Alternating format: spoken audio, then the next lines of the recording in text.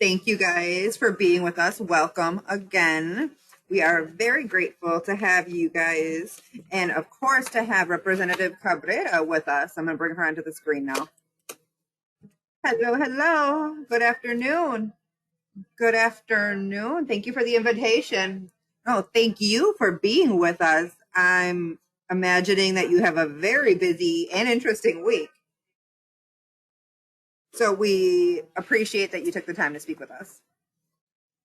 Well, thank you guys. Today, I'm actually have there have been a series of events. So it's so good that we have this forum to update the public about what's happening here in the state of Wisconsin. Yes, lots of things have been going on lately. So we appreciate the updates. Yes, I think that what is right now at the front of lots of people's minds in Wisconsin is, well, there's two things. First, coronavirus. Well, I'm sorry, before we start, can you explain a little bit about your role, about, state representatives? What are your responsibilities, that kind of stuff? Well, I was just reelected on November 3rd. Congratulations. Thank you. This is going to be my second term. The terms of the representatives, for the representatives of Wisconsin, are for 2 years. Wisconsin is divided into 99 districts, and I represent District 9, which is pretty much the south side of Milwaukee. And the population is about 55 to 60,000 residents. District 9 and 8 are predominantly Latinos. So what the representatives of the state do is they're like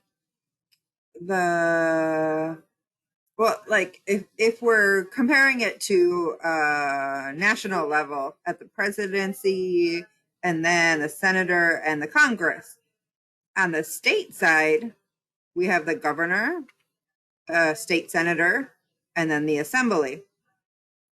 So we're all registered. We propose and approve laws for the benefit of the residents of Wisconsin. All of that comes from the residents. The residents call us, they write to us, and they'll tell us, hey, we have this problem, and we help them resolve it. Sometimes we have to do an investigation. Sometimes we look for solutions. We help have discussions, and we look for the best way to solve it. Thank you so much for that information. I think it's important for people to understand how the structure of the state works, because sometimes it's confusing. So thank you very much for that. So you were going to say there are two things in the front of people's minds in Milwaukee right now? Well, I think in the whole state, actually. Obviously, there's coronavirus in the state of Wisconsin. Unfortunately, our numbers just keep going up. We had a record, the information of people that have passed away from the virus. Yesterday, we had 92 people, which is the highest that we've ever had in connection with the virus that passed away. So today, the governor of Wisconsin put another order to extend the health emergency because it was going to end this month. So he extended it up until the first of the year. And then he also renewed the order that's mandatory to have the masks in public. So we do know that there are still cases in court that are waiting to be heard. We know that the legislators have started to initiate trying to cancel the health emergency order, and then also the one to have a mask on when you go out in public. So he also asked for the legislators to, put down those cases because the numbers don't lie. We are in an emergency, and if we don't do something by the new year, we're going to have thousands of people passing away in our state. And that's something that can be prevented if we just follow the recommendations of the experts and the scientists, because they know more than us. Exactly. So it's something that also the governor published a series of laws to help the Wisconsin residents and the businesses, and also people that are essential workers, talking about different emergency services that people can have in the state. And it's necessary because the resources that we've been using up until now have been available because of the law that was passed at the federal level. When they sent the funds to each state and to Wisconsin, those funds are going to run out at the end of this year. So we need to prepare and to have a plan in place for when that does happen, because we might still need some additional help. So that's where we are right now about coronavirus. The governor is trying to extend a lot of the same recommendations and help that we've had up until now, like the canceling the wait time to be eligible for unemployment.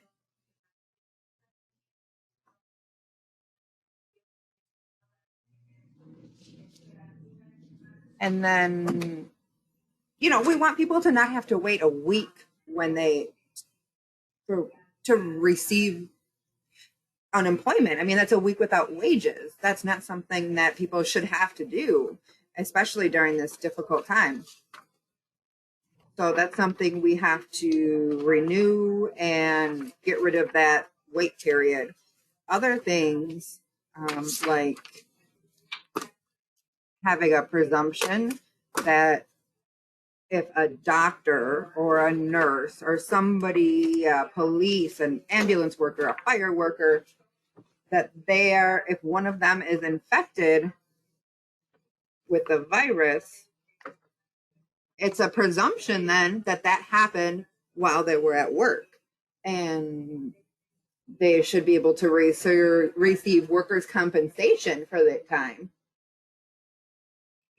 So now it's not like that, though. It's very difficult. The law up until now, it's been even more difficult to be able to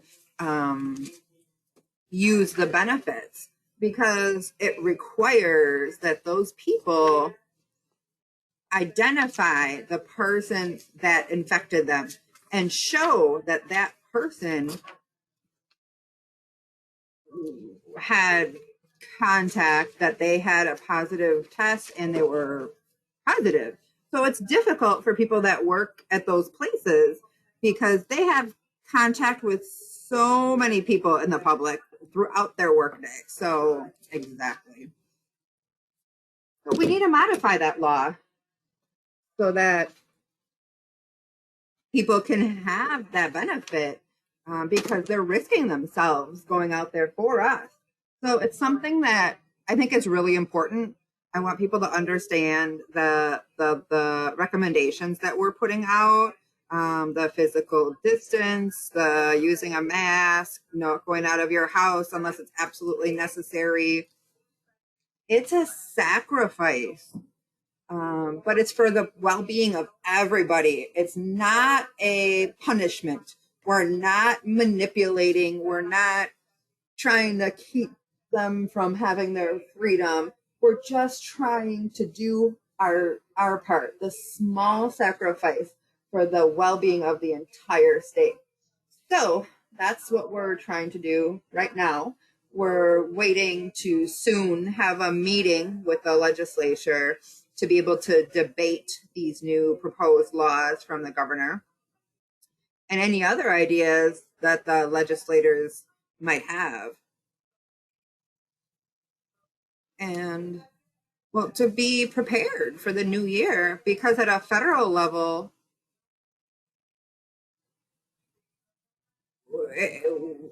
approving just one law isn't going to be enough. We have to fight for this. Absolutely. Absolutely. You mentioned that it's possible for people for the meeting to happen, but up until now, nobody has taken any action with the Congress in Wisconsin. Can you explain a little bit why that's happening? What's causing that lack of action? Well, right now, the last time that we got together was in April, if I remember correctly. It's been so long, but it's something that last time we got together, we voted about the state law for coronavirus. So since then, we have not met. I am part of the Democratic Party, and we are the minority in the state assembly and in the Senate as well. And it's important to know that because the party that's the majority is the one that decides when we meet. And it's something that the Democrats have asked us for.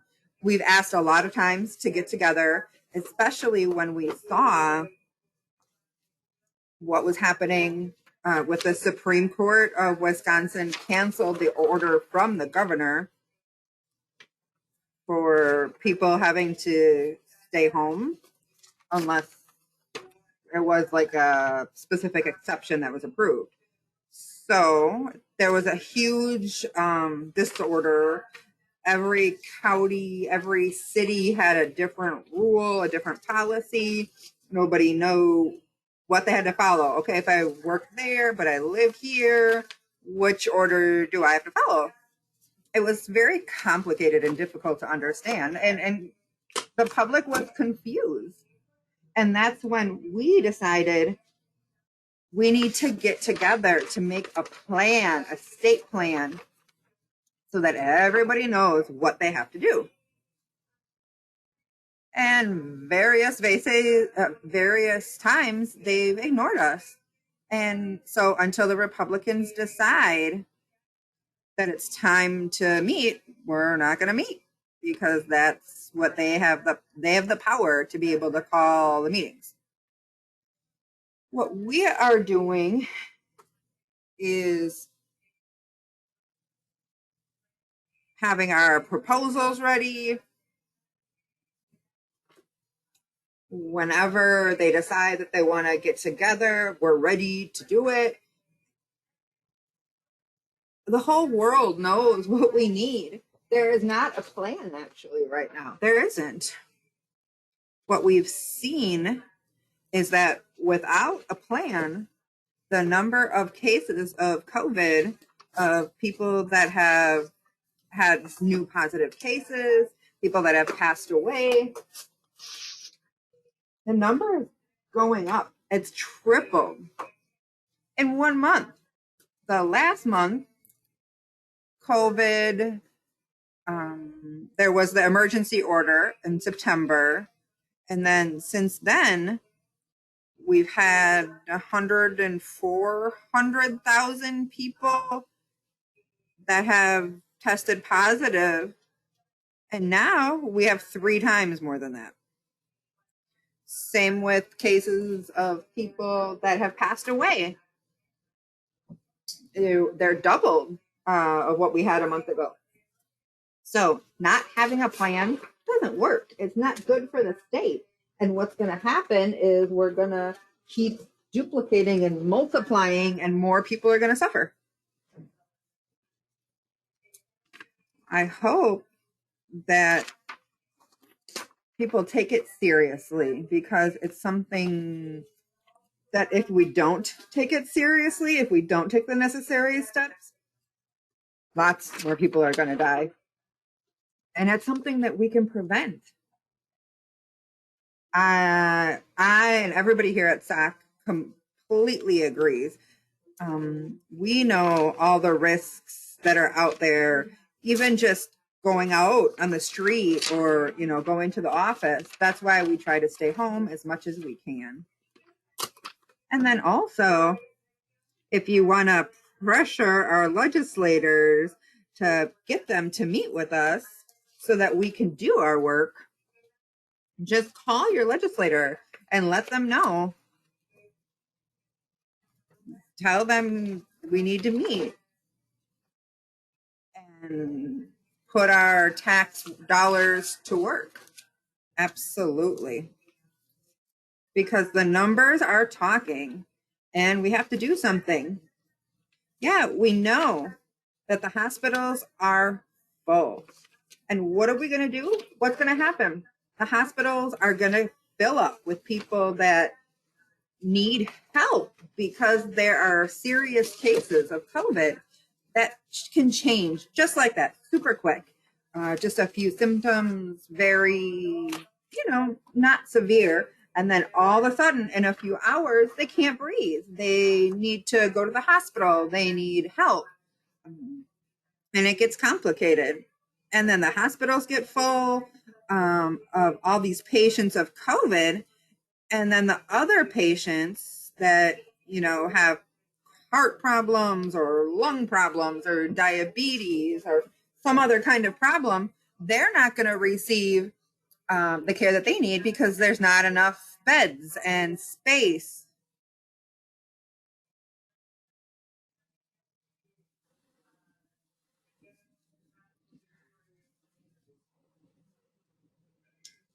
Exactly. Also, I want to touch on the recount that's going to happen in Wisconsin. Well, that is something that, the elections happened in November. So every county in the state of Wisconsin had up until yesterday, the 17th of November, to take like a percentage of the votes to verify that everything was done correctly, following all of the laws, and everything was following all the laws in the state of Wisconsin, and that there was no problem. So that was all done. 72 counties in the state of Wisconsin. Everybody have submitted all of their numbers. There was not a big change. Maybe in Milwaukee, maybe 20 votes were added, maybe. So there was not a big change. But now, today was the last day for the President Trump to decide if he was going to ask for a recount of the votes or not. So to be able to do a recount of the full state, they estimated that it would be about 7.9-ish million dollars that he had to pay beforehand. But he also had the option of saying, no, I don't want the entire state. I just want this area or that area. And that's what he's asked. He's asked for a recount of all of the county, of only Dane and Milwaukee County. That's the other county that has, a large population. And those are basically that have the highest number of Democrats, people of color. So it seems like he wants to make it seem like there was something irregular that happened in these counties just because he lost.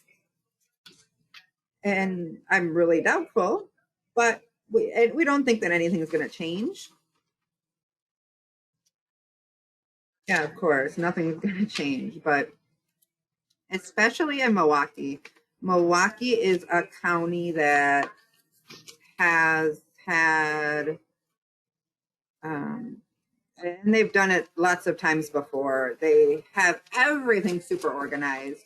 In this recount, they're going to have their observers, the people that are always observing, and you can see everything. Everything's also online. There's cameras. Any person that wants to observe can observe through the internet. And it was the same during the election, and it was the same while they were certifying the vote, and it'll be the same again now.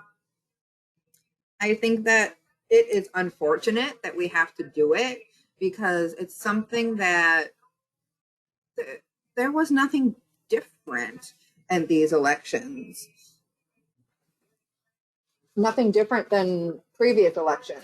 The only difference was that a lot more people voted and a lot more people voted by mail. That's the only difference. Pretty much the number of voters. And that is the reason why it took longer to count the votes, because there were more votes to count. But that's not something abnormal. That doesn't mean that there was fraud. That's something that if there had been some kind of fraud, there would be evidence. And that doesn't exist. There's not evidence that exists because there was no fraud. So it's very direct and simple. The problem and what has come up is that they believe like that there's a doubt in the procedure. Like something happened when nothing has happened. Something abnormal or irregular or suspicious happened, but there's no proof that anything has happened. So the president had to pay $3 million to count all those votes again. And it's not going to change anything. The Republicans in the legislation in Wisconsin, that's something that I think that they seem to think that they need to do something because of the president's, the doubt that the president has created in the residents of Wisconsin. So they want to have an investigation of the election. For that, they will want to meet to be able to investigate something that even the Republicans who are ordering the meetings and the committee of the election committee, they've admitted it. We know that it's not going to change anything in the elections, but we want to do it so that the voters have more faith in the process. Yeah, it's really crazy seeing what's going to happen, but at least it's not the state that has to pay for it. No. And the president has until, because he's already paid his $3 million. There's just some forms that he has to submit. I think he has up until 5 o'clock in the afternoon today to submit them. And then the two counties have until, I think, this Saturday to start recounting the votes. And then they have up until December 1st to turn in the results. So the electors have, let me see, I think until December 8th to send the results the vote for the state, 10 electoral votes for the state of Wisconsin. Yes, it's the 8th of December that they have until to certify the votes at a federal level. So then the 14th of December is when they vote, the electors of Wisconsin vote for Biden. And then the 23rd is when the president and the senators of the United States have to certify. I'm sorry, the senators have to certify the votes from each state. So then the 20th of January is when we have the swearing in of our new president. I think that we're going to have to wait until January 20th to have the official word for them to accept the results. But unfortunately, I think that's how it's going to be. But we already know the results are not going to change. It's going to be something for the people that work in the commissions, the election commissions. They have had a very difficult month. They've had to work so many hours to make sure that our elections technically in every aspect was correct. The machines, how they open the envelopes, how the order that they count. And you have to do it exactly as the law says.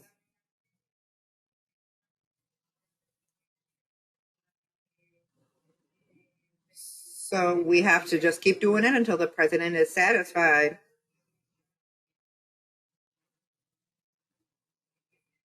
Like I said, just until he's satisfied, we're going to have to keep going. And then finally, we'll be able to see everything certified. Then we can see the transition. Yep. What bothers me of this, of having to count it again, is because it does create a doubt in the elections for the future. Who knows what's going to happen? Because there was nothing different this time. If you look in 2016, when the candidate of the Green Party asked for a recount, then the President Trump was the president-elect. And he said then that it wasn't necessary, that we have to trust the process of the elections, and that the voters have decided who they want to be the president. Yep. Now his message has changed. Yes, it has. So now they say it's necessary for people to know that the results are the results, I guess. Well, thank you so much for sharing all of that with us. You have already made a call for action to all the people that are watching right now so that they can call their senators and representatives in their districts, in their different districts, that the ones that don't want to get together so that they can take action against COVID. I don't know if there's anything else that you want another message that you want to leave with our followers today. Well, we work for the residents of Wisconsin. So you guys are our bosses. You're the ones that say what our work is going to be, what points we're going to focus on. And the way that is done is by calling us. Send us an email, send us a regular letter, and just communicate with your legislators. That's why we're here. I'm always available, and I have no problem. It's too small. If it's something that can be solved at a state level, we do have people that we can send those problems to. Okay, and we'll tell you, give this office a call. Let us connect you with these people. you don't have to be worried or ashamed, or think that it's not important. We are here to serve you guys. That's that's what I want you to know. Just communicate with us, and so that we can work. That's why we're here. That's why you pay us to help you. Can you share your office number? Yes. The number is 608 266 1707. And then my email is rep.cabrera, CABRERA, at legs.wisconsin, written out all the way, .gov. Very good. Thank you so much for sharing that information with us and for everything that you've shared with us today to clarify for people what's happening at a state level. Well, thank you guys. And any questions you have, you want me to come back another day, another update, or talk about something in specific, I am here to serve you guys. Thank you so much. I know that we're going to take this opportunity in the future. Thank you very much. Have a good day. Thank you. You too. Thank you so much for Representative Cabrera for being with us. It's great to get the information right from the source, especially from people that work in our assemblies or in our Congress. We are very appreciative of her for taking the time to speak with us. So now I'm going to give you an update, a civic update, but I'm going to pass the mic back to Alan. And it's the same that we were talking about between Marisabel and I about the elections, that they're asking for a partial recount of the votes here in Wisconsin. He's paid $3 million for Wisconsin to do that partial recount. And it's partial because they're only recounting Milwaukee and Dane, where Madison is. And then the partial recount will start as soon as this Thursday. It has to be completed by December 1st. So it still looks like Joe Biden has 49.5% of votes, 48.8% for Trump. So it's an advantage for Biden of about 20,000 votes. So we're going to see what's happening. Like Marisabel said, there has not been any evidence of fraud. So we're going to keep following the same processes that give us our laws to do the recount correctly. And us as SOC, we will be here updating you whenever the state lets us know. And so that is my civic update. I'm going to pass the mic back to Alan so he can keep going with the program. Thank you so much, Representative Cabrera. Some great information. Definitely, if you have the opportunity to call your representative, please do it. It's really in the best interest to help with the high numbers of COVID so that they don't keep going up. I want to remind you guys that you can help us by filling out our questionnaire for the forum. That way you can let us know what else you want to know about, any other comments. Would also like to let you know, if you're tuning in, say hi, give us a comment. I can see that there's people here, but I can't see who. Hey, thank you, Maricano, for checking in. Like we've said before, any other comment that you would like to leave with us, we are more than welcome to those. Now we're going to do a COVID update. Now, hey,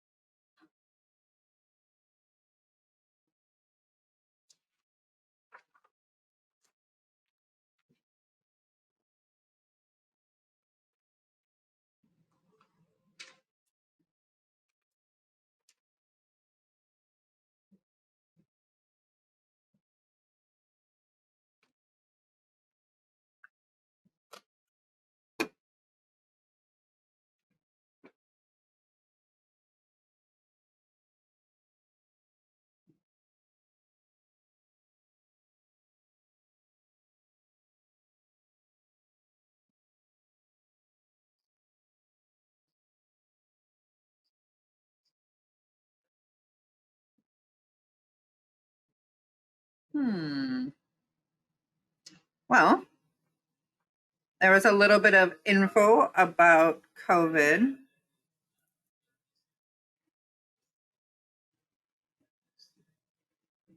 So you got to stay inside, keep your masks on. If you do have to go outside, you don't go to the store or anything like that. And to finish up the forum, the coming weeks.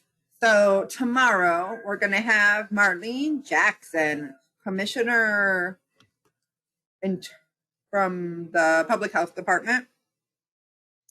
And then on Friday, we're going to have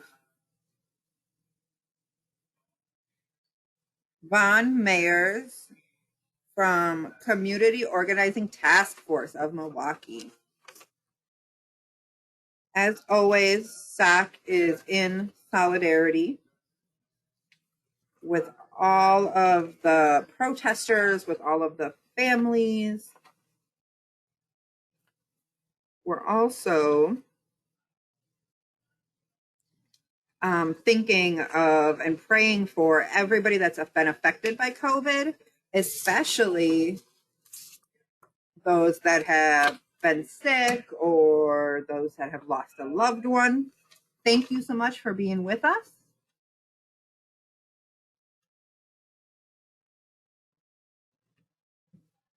Hello, SOC followers. I'm Marisol Diaz, Communications Manager. We would like to thank all of you guys for supporting our 3 o'clock with SOC show and for completing our questionnaire about the forum.